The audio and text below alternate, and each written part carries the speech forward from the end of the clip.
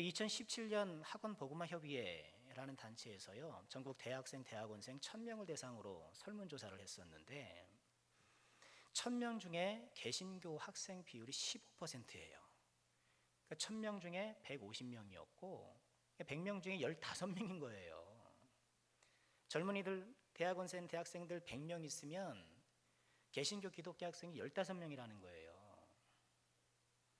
그런데 더 충격적인 통계는 개신교 학생 중에 28.3%는 가나안 성도예요. 여러분 가나안 성도 아시나요? 가나안 거꾸로 하면 뭐죠? 안 나가 성도. 교회 안 나간다는 거예요.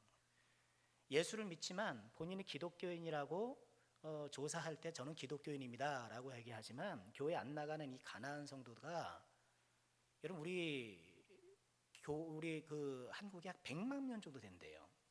어떤 신문 기사에 따르면 200만 이렇게 보기도 하거든요. 굉장히 많아요. 그러니까 예수를 믿지만 교회는 안 나가요. 그러니까 기존 제도권 교회에 실망했거나 교회가 왜 이런가 이렇게 그런 실망의 마음으로 교회 안 나가는 사람들이 많은 거예요. 그러니까 좀 전에 말씀드린 그 개신교 학생 개신교 학생 15% 중에 그나마 28.3%는 교회를 안 나가는 이런 상황이라는 거예요. 더 안타까운 것은요, 예수를 믿는 청년들의 숫자도 문제이지만 더 큰 문제는 크리스찬 청년들이 갖고 있는 의식이 비기독교인과 다를 바가 없다는 거예요. 설문조사에서 이런 질문을 했어요. 거의 하루 종일 슬프고 짜증난다. 이런 응답을 한 사람이 기독교 학생이 20.3%, 비기독교 학생이 24.8%. 비슷하고 자살에 대해 심각하게 생각해 본 적이 있다고 응답한 개신교인 비율이 21.7%, 개신교 비율이 24.1%. 그게 그거예요. 남녀관계에 있어서도 마찬가지고.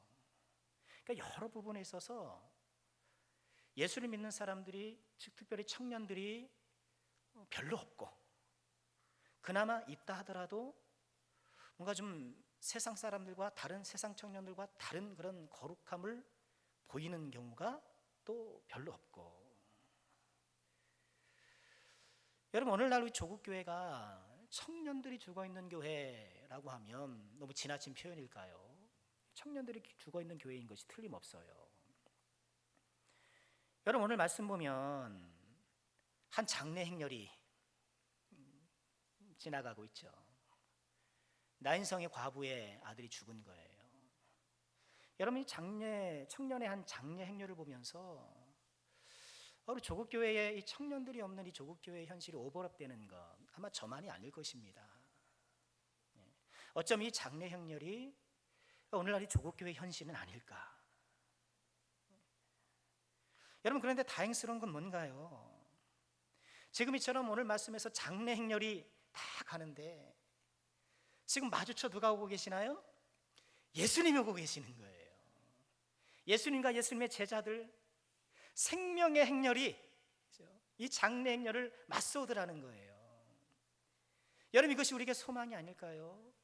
소망이 아닐까요? 여러 통계를 보고 우리가 경험으로 생각하는 이런 조국교회 현실을 봤을 때에, 이런 청년들의 현실을 봤을 때에 참 탄식하고 정말 애통하고 곡할 일이지만, 그러나 마주쳐서 우리 예수님이 여전히 다가오고 계시고 우리 예수님의 생명의 행렬이 여전히 우리를 향해 오고 계시다는 것, 여러분 이것이 우리에게 소망이 되는 것이고요, 우리가 함께 품고 또 함께 바라보면서 기도해야 될 소중한 기도의 제목이 아닐까. 우리 예수님께서 이 죽음의 행렬을 어떻게 바꾸셨나요? 이 죽음의 행렬을 16절에 보니까 어떻습니까? 모든 사람이 두려워하며 하나님께 영광을 돌렸다. 이 죽음의 행렬을 예배 행렬로, 이 죽음의 행렬을 생명의 행렬, 예배 행렬로 바꾸시는 이 그리스도의 놀라우신 능력, 여러분 그 능력이 우리 청년부 가운데 꼭 있게 되기를 주님의 이름으로 축원합니다. 여러분 우리가 소망하고 정말 기도해야 돼요. 여러분, 예수님은 어떻게 죽음의 행렬을 이처럼 예배의 행렬로 바꾸셨는가? 이 14절을 묵상하시면서 우리 잠깐 좀 나누고 싶어요. 우리 14절 한번 보실까요? 자, 우리 함께 읽겠습니다. 14절입니다. 시작. 가까이 가서 그 관에 손을 대시니 맨 자들이 서는지라 예수께서 이르시되 청년아 내가 내게 말하노니 일어나라 하시매. 우리 예수님이 뭐 하셨어요? 이 죽음의 행렬 앞에 맞으신 예수님께서 14절 초반에 보니까 가까이 가서 그 관에 손을 대시니, 이 죽은 청년을 향하여서 가까이 다가가셔서 그 관에 손을 대시다는 거예요. 손을 대시다라는 거. 우리 주님께서 우리 청년들을 만져주시고 우리 청년들을 보듬어 주셔서 우리 청년들이 다시 일어나는, 다시 살아나는 그런 역사가 꼭 있게 되기를 주의 이름으로 축원합니다. 여러분, 교회가 할 일이 무엇인지 명확해지죠. 여러분, 교회는 그리스도의 몸이잖아요. 예수님께서 하셨던 일을 계승해서 하는 것이 교회예요. 인정하시나요? 그렇죠. 예수님이 하셨던 일을 계승하는 것이 교회예요. 지금 예수님이 죽은 청년에게 다가가셨던 것처럼 이 시대에 우리 교회가 할 일이 뭔가요? 우리 청년들에게 다가가는 거예요. 사랑으로 다가가서 그들을 보듬어 만져주는 것, 그들을 쓰다듬어 주는 것, 여러분, 그것이 교회가 할 일이라는 거예요. 오늘 기도하는 청년이 얼마나 기도를 잘했습니까? 어디 갔어? 방송실 갔나? 방송실에 있죠. 기도를 잘 해줬는데, 여러분, 기도 내용 가운데 뭐가 있습니까? 정확하게 표현은 기억 안 납니다만 하나님, 우리가 정말 아프고 힘들다는 거예요. 여러분, 요즘 청년들이 그래요. 요즘 청년들이 그래요. 청년들의 형편이 정말 어려워요.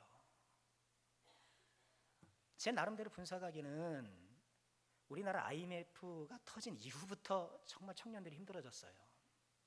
그 이전까지는 IMF가 일어나기 전 1997년 이전까지만 해더라도 4년제 대학 나오면 어지간하면 다 취업했어요. 정말 제 선배들 보면 어지간하면 다 4년제 나오고 그러면 또 좋은 직장 가요. 지금은 공사가 하늘의 별따기잖아요. 공사 들어가는 게 하늘의 별따기인데 그때는 지방대 나와도 공사 가는 거는 못 가는 거였어요. 못 가는 거였어요. 제가 고등학교 졸업할 때 담임 선생님이 그러시더라고요. 야, 너희들 중에 대학 못 갈 것 같은 친구들은 공무원 시험이나 봐라. 그랬어요.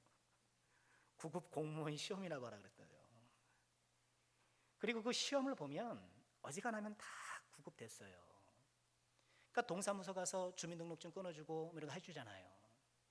그래서 동사무소 가면 동창 애들이 부끄러워가지고, 요새 9급 공무원 여러분 뭐 무슨 별따기예요?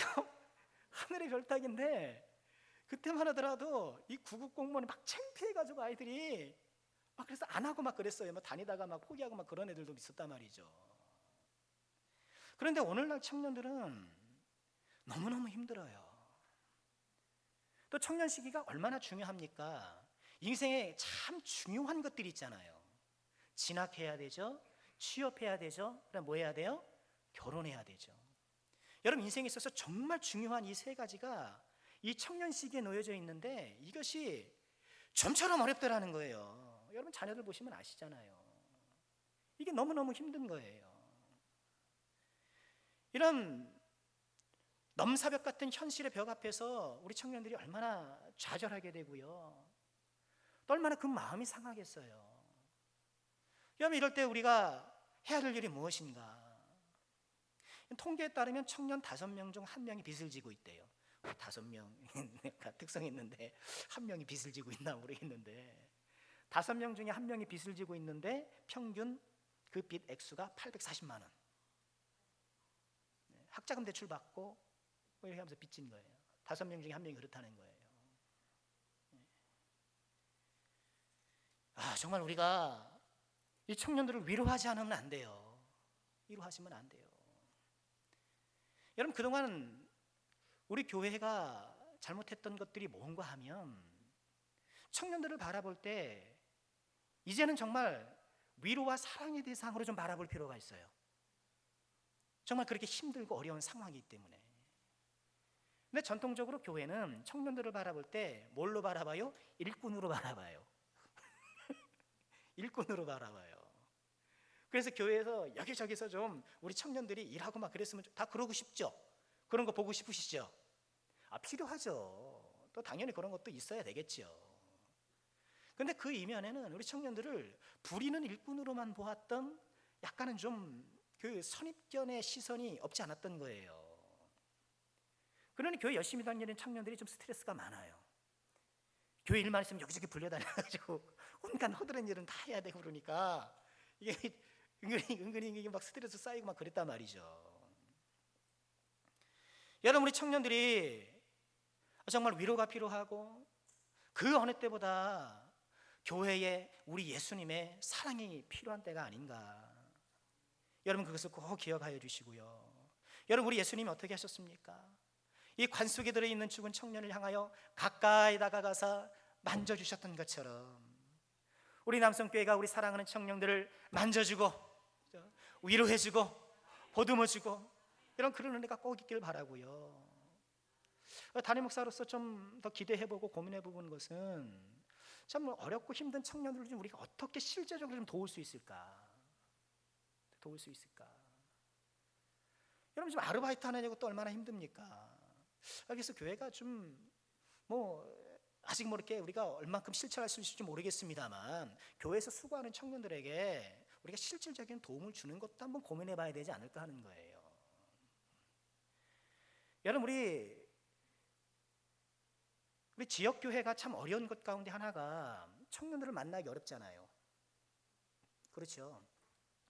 또 대학을 또 서울이나 다른 지방으로 가게 되면 또 청년들이 또 이렇게 이 고향을 떠나게 되니까 안 그래도 청년이 없는데 그나마 있는 청년들이 또 이렇게 바깥으로 나가는 상황이 되니까 이게 청년들이 희귀해지는 상황이 있는데요. 여러분, 지난 중고등부 수련회 여기 부안 맞죠? 부안의 한 교회를 저희가 빌려서 수련회를 했잖아요. 그래서 교육관으로 이렇게 저희가 거기서 사용을 하면서 이렇게 데코레이션 하는 것을 보니까 고등부 몇 명 하면서 거기다가 쭉 이름표를 달아놓고 헌금 봉투가 잔뜩 있고 하는데 숫자가 제법 되는 거예요.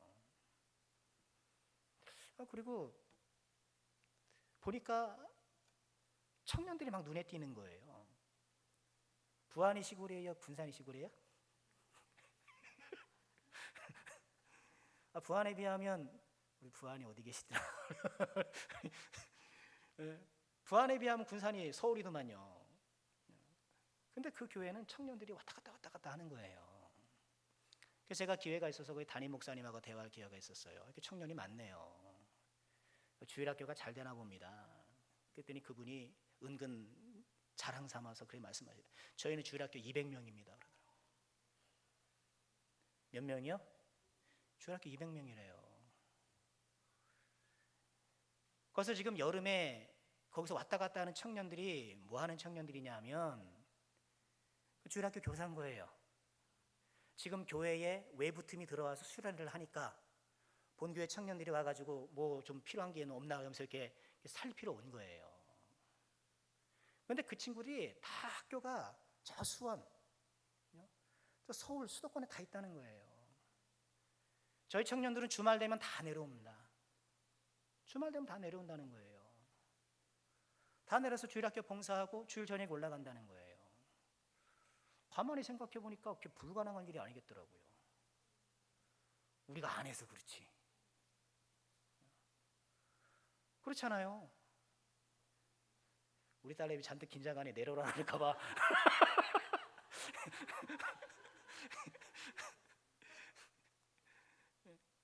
아니, 불가능한 게 아니겠더라고요. 그렇지 않습니까?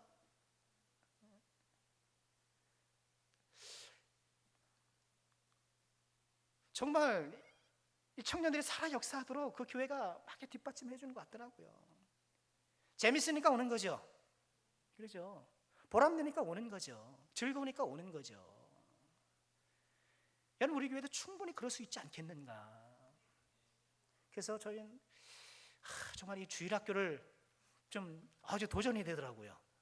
그래서 기회를 봐서 이 주일학교 교사님들을 좀 주일에 탐방을 보낼까 해요. 가서 그쪽은 어떻게 주일학교를 하는지 좀 보고 오시라고 좀 그러려고 해요.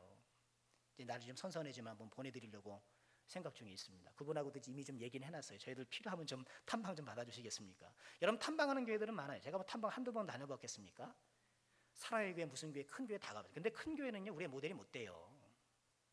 그런 대형 교회는 뭘 해도 돼요. 새벽기도 쓰다 보면 그 뭐 2만 명 중에 뭐 몇 번만 참석해도 뭐 꽉꽉 차는데요 뭘. 그러니까 그런 데는 우리의 모델이 못 돼요. 그런데 그 교회는 모델이 되겠더라고요. 같은 지역 교회고 상황이 비슷하니까. 여러분 이처럼 청년들이 주 앞에 봉사할 때에 또 섬길 수 있도록 우리가 좀 실제적인 지원도 좀 해주고, 그래서 만약에 좀 필요하다면 우리가 좀 교통비도 좀 주고, 그렇지 우리 청년들이 좀 열심히 섬길 수 있도록 용돈도 좀 주고.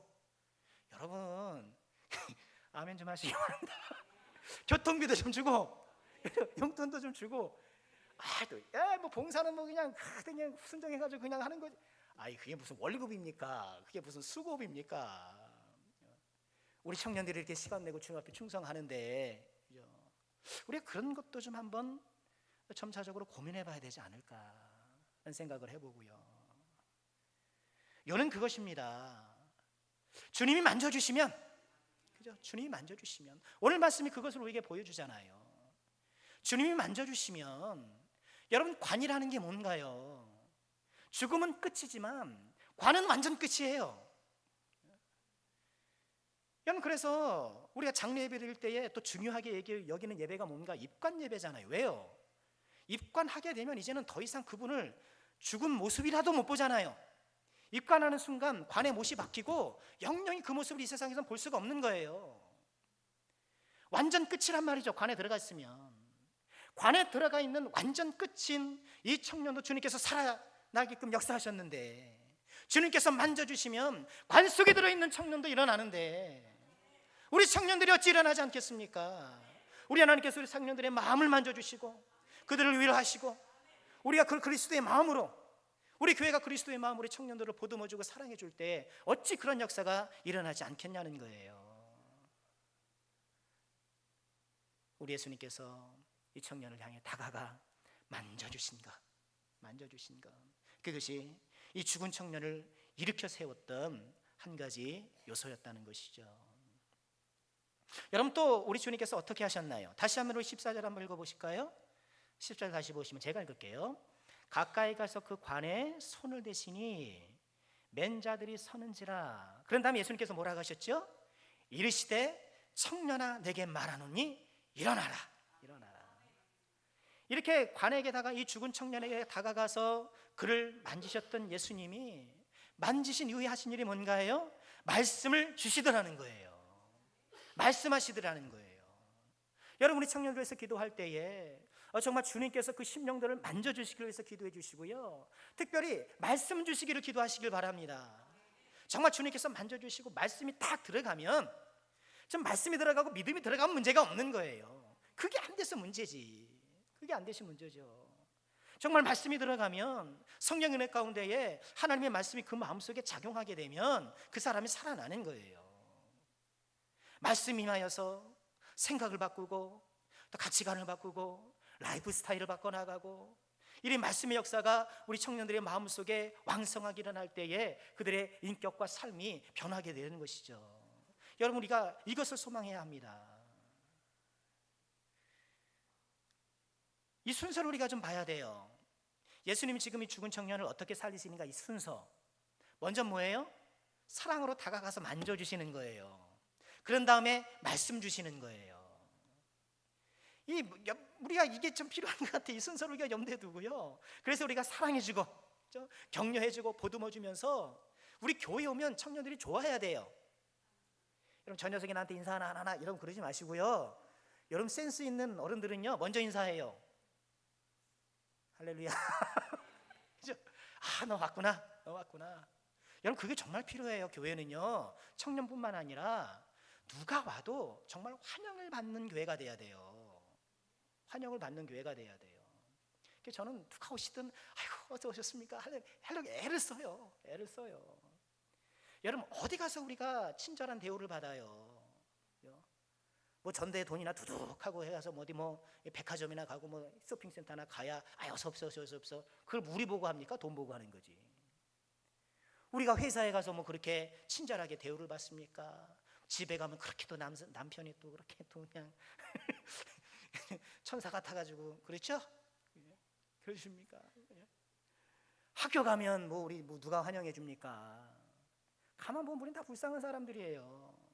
어디 가서 그렇게 환영을 못 받아요. 사실 생각해 보세요. 그렇잖아요. 또 뭐 어디 좀 내가 뭐 좀 있어야 사실 세상은 대우해 주지. 차라도 좀 그냥 삐까뻔쩍한 거 끌고 다녀야 그냥 이렇게 봐주죠. 예? 그냥 뭐 평평하게 하면은 다 그냥 무시하고 그러죠. 그러나 뭐예요? 이 교회에 오면, 이 주님의 품 안에 오면 다 위로받고, 다 존중받고, 다 환영받고, 여러분 그런 교회가 돼야 되는 거예요. 어떻게 해야 돼요? 우리가 서로 해야 되는 거예요. 서로. 그래서 오면 왔다고, 잘 왔다고 칭찬해주고, 사랑해주고, 격려해주고, 우리 교회는 그래야 되는 거예요. 여러분 그래야 마음이 열리죠. 이게 마음이 열려야 뭐가 들어가요? 이제 하나님 말씀이 들어가는 거예요. 우리 예수님이 이 순서를 가지고 역사하시잖아요. 보듬어 주셔요. 마음을 열어주세요. 그리고 말씀으로 들어가는 거예요. 일어나라 청년아 일어나라 말씀을 하시는 거예요. 그런데 중요한 것이 있어요. 우리 예수님은 청년을 향해서 일어나라 라고 말씀을 하시지만 가서 일으켜 세워주진 않는다는 거예요. 기왕 말씀만 하시지 말고 가가지고 그냥 팍 일으켜 세워주면 얼마나 좋아요. 근데 그렇게 안 하신다는 거예요. 죽은 나사로를 살린 걸 기억해 보십시오. 무덤 앞에서 돌을 굴려내라. 뭐라 그러셨어요? 나사로야 나오라. 나사로야 나오라 그랬지 가서 끌고 나오지 않으신다는 거예요. 자 살았어 하면서 예수님이 질질 끌고 나와가지고 그렇게 안 해주신다는 거예요. 뭐예요? 예수님께서 말씀하셨을 때에 그 말씀에 반응하여 순종하여 우리 청년들이 일어나야 한다는 거예요. 그럼 이게 꼭 필요해요. 예수님이 아무리 말씀하셔도 내가 순종하지 않으면 역사가 나타나지 않아요. 여러분 오해하지 마세요. 예수님이 권능이 없으셔서 그러는 게 아니에요. 예수님의 부르심은 불가항력적인 은혜예요. 나사로가 나오지 않을 수 없는 권능의 말씀인 것이 사실이에요.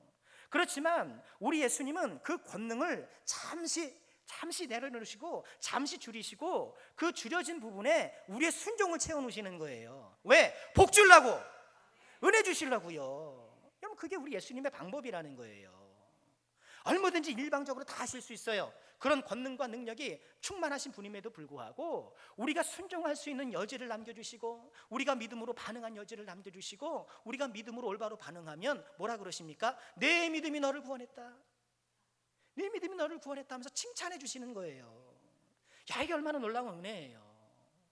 우리 사랑하는 청년들이 일어나라 예수님의 말씀에 반응하여서요 순종하는 죄종들 꼭 되시길 주의 이름으로 축원합니다.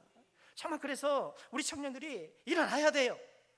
우리 교회는 청년들을 보듬어주고 사랑해주기 위해서 애쓰고 힘쓰고 기도하면서요 그렇게 기도의 후원과 사랑의 후원을 뒷받침해주고요 우리 청년들의 주의 말씀에 심기일전하여서 정말 순종하여서 일어나셔야 되는 거예요.